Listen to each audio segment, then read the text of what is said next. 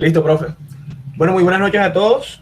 Pues vamos a darle inicio a la exposición de nuestra temática, que es el Producto Interno Bruto. Nuestro equipo está conformado por Jonathan Gómez, Rosa Hernández, Orlando Leighton y mi persona, Luis Carlos Vázquez. A continuación los voy a dejar con mi compañera Rosa Hernández, que les va a hablar acerca del Producto Interno Bruto.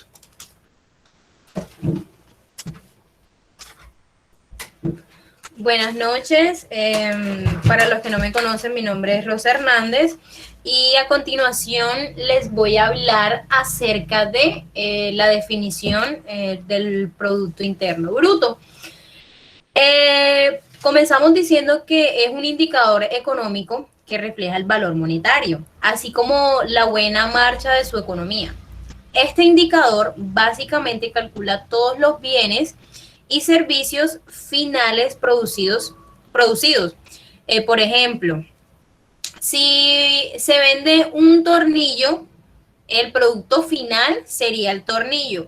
Pero si ese tornillo se utiliza para una estantería, ya el producto final no sería el tornillo, sino la estantería.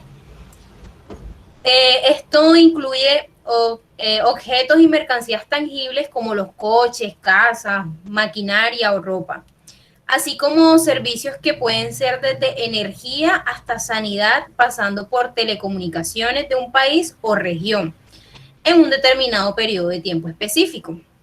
Normalmente es en un trimestre o un año utilizado para medir las riquezas que genera un país. Es importante también destacar que solo incluye los productos interiores, es decir, los fabricados dentro de la nacionalidad de la empresa o de la persona. De esta forma, un estadounidense, por ejemplo, un estadounidense que trabaje en Colombia, el PIB sumará sola y únicamente en Colombia. Se dice que un país crece cuando el PIB aumenta de un año para otro. De lo contrario, se dice que está en recesión cuando este disminuye. El Departamento Nacional de Estadística, el DANE, es el encargado de calcular el PIB en Colombia trimestral. Un dato curioso es que su creador fue el Premio Nobel de Economía Simón Kutnes. Si no estoy mal, que me corrija el profesor.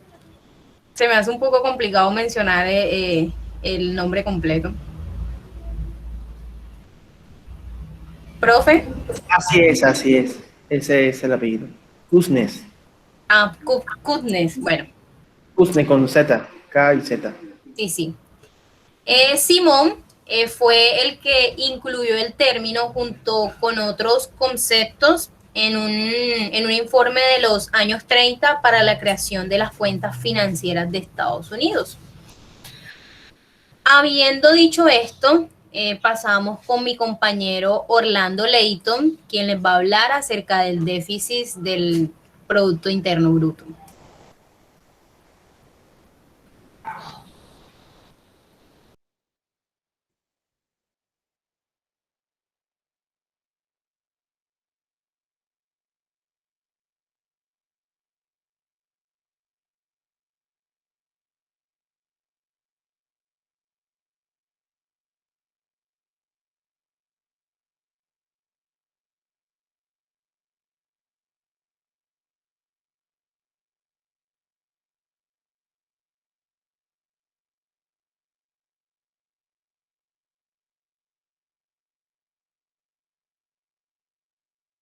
No se escucha. Orlando, ¿estás por ahí?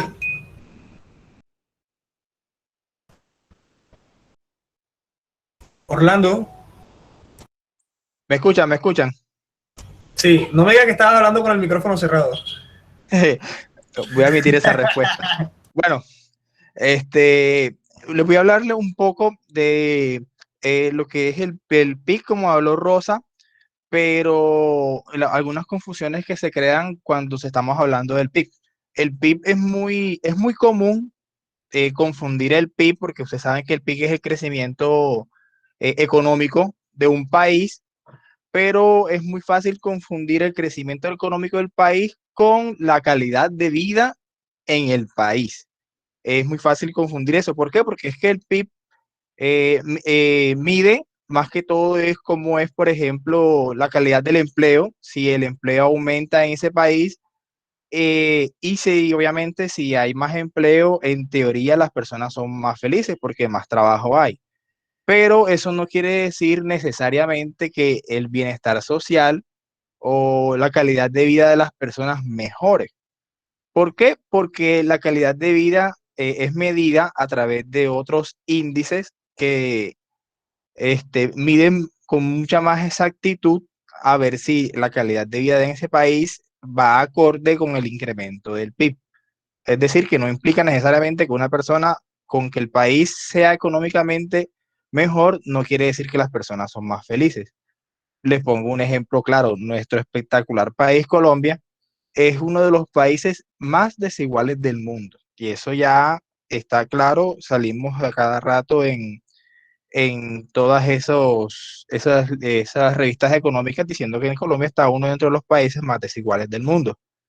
Entonces, pero si se dan cuenta, el PIB en Colombia es muy capitalizada, es decir, está muy concentrada en los que, por así decirlo, ya tienen los negocios, ya tienen el dinero. Entonces, eso hace que las mediciones del PIB sean incoherentes versus el bienestar social de las personas, porque somos un país muy desigual, está muy concentrado ese sector capital. Un ejemplo muy claro es, por ejemplo, La Guajira. Ya creo que aquí todos deberíamos conocer la problemática que hay en La Guajira. En La Guajira es un departamento que está manejando uno de los índices más altos del país de pobreza. Eh, y en comparación o en contraste con eso, el PIB de La Guajira, más del 50% del PIB de La Guajira es en una de las cosas en las que más sobresale el PIB en Colombia, que es la minería. La minería, más del 50% del PIB de La Guajira es de la minería. Y ya ustedes saben que la minería son recursos naturales que son explotados, son recursos que no son, o sea, son patrimonios naturales que son irreemplazables. Esos recursos no son autorrenovables, son recursos que se acaban, son recursos que algún día el departamento ya no va a tener esos recursos, y versus el incremento, por ejemplo, del empleo en comparación en ese departamento, que el empleo en ese departamento en comparación con el PIB, que es del 50%, el empleo solamente del 2.5%. O sea, es una cifra muy baja versus lo que es el PIB de la minería, que es el 50%. Los que recordamos las clases del semestre pasado de microeconomía, ahí se hablaba de unos indicadores que eran unos balances. Ya les digo el nombre exacto, que no recuerdo el nombre exacto de los indicadores. Eran las externalidades. Las externalidades, si se recuerdan, el semestre pasado hablaban mucho de lo que tiene que ver cuando una externalidad está en negativa. ¿Por qué? Porque es que el departamento genera muchos recursos a partir de la minería, pero la contaminación ambiental, por ejemplo, es grandísima. Además de que la minería en Colombia tiene uno de los peores sistemas para eliminar esas contaminaciones. O sea, eso es prácticamente un ejemplo. El agua que se utiliza en esas minerías, eso es prácticamente agua perdida, agua que no puede ser ni siquiera reutilizada ni puede ser limpiada. Y eh, una de las muestras es que en La Guajira hay muchos lugares en donde ni siquiera llega el agua. Y miren que tenemos ahí el sistema de minería. Entonces, eso es una de las grandes críticas que se da con el PIB, porque las mediciones son inexactas si se habla de calidad de vida de las personas. De pronto, para tocar un poquito ese tema, la calidad de vida de las personas se miden, además de con el PIB, se mide con otras cosas que lo que son el IDH, que son índices de vida que evalúan todos los países según la calidad de las personas, cómo vivan las personas. O sea, es decir, la economía o el salario que recibe una persona versus a la economía del país. pero eso no se mide individual, se mide en general. Es decir, por ejemplo, los ingresos que recibe el país se dividen entre el número de habitantes sin importar si una persona gana más, si una persona gana menos. Eso es el índice de riqueza total de la población. Tenemos una medición que es, por ejemplo, la esperanza de vida en años, que, que se mide, por ejemplo, la esperanza de vida de años en las personas. Eso también es una medición de la calidad de vida, el tiempo que dura una persona en educación antes de, por ejemplo, salir a trabajar o mientras trabaja el nivel de educación. Esos son índices que miden bien la, la calidad de vida, cosas que no miden el PIB. Por eso es que el PIB es muy criticado, porque se dice que mientras el PIB sea mejor del país, el país económicamente está mejor, decir que las personas viven mejor, y no es así. El PIB vive otra clase. Orlando, tu disculpa, Dígame. bueno, ya que estamos hablando de ese tema, otra cosa que de pronto quería aportarte, bueno, quería aportar a la exposición y quería complementarlo diciendo que listo, el PIB es un buen indicador para medir, o sea, no es un buen indicador para medir el bienestar. Muy probablemente mide cómo estamos económicamente, pero eso no quiere decir que mida el bienestar, así como tú lo has dicho, ni la calidad de vida, ni la educación, ni la salud, ni nada de esos temas. Una de las fallas que tiene el PIB que quedan por fuera, las externalidades, en este caso sería la autoproducción o las ventas de segunda mano.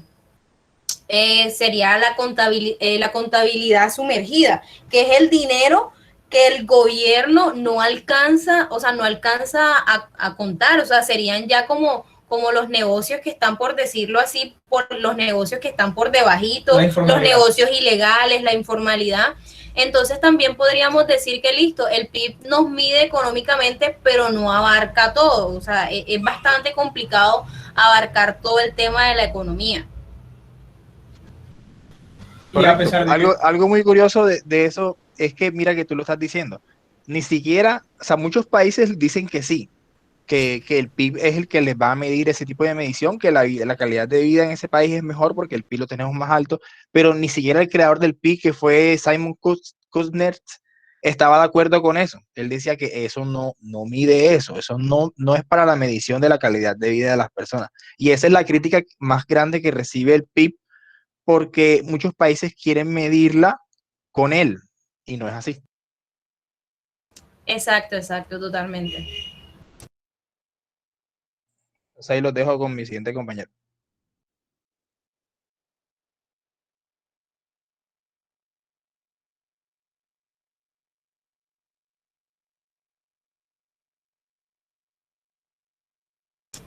Bueno, buenas noches.